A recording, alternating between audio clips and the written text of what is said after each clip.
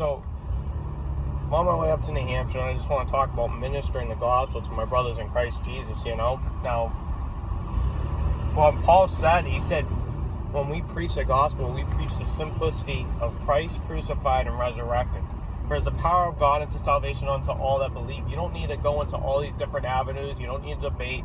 And one of the scriptures that really helped me with ministering the gospel is God resists the proud and he gives grace unto the humble. If they're not ready to listen and they think they have it all figured out, dust off your clothes and move on. They walk down the street to the next guy that wants to hear it. We don't debate.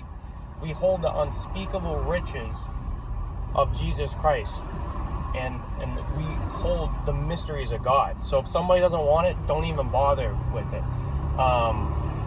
If they think they know it all, let them think they know it all. But also, Jesus said to be wise as a serpent and gentle as a dove. And Paul said to be all things to all men. So some people, you just gotta meet them where they're at. If they're looser with their tongue, be looser with your tongue. If they're more of a Karen or a suburban mom, be a little bit more well-spoken. Build that rapport with them. But Jesus said it, don't take any thought for what you shall say or what you shall do, for it is the Spirit that is within you that speaks. So, it's good to just let go, be natural, live in the moment, and, listen and be able to just meet them where they're at. Jesus always brings up analogies, like when he talks about fishing.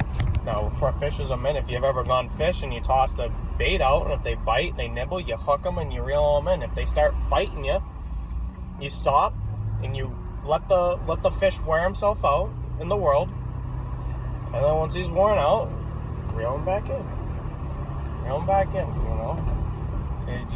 The same thing with my garden. When I go into my garden, I plant the seed. It says one plants, one waters. God gives the increase. I make sure they have a good soil.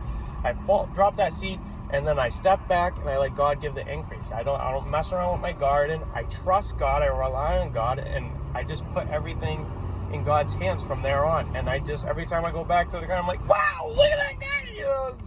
It's like, wow. I don't really do much to it. So just hope this builds you up in the Lord, and go make disciples of men.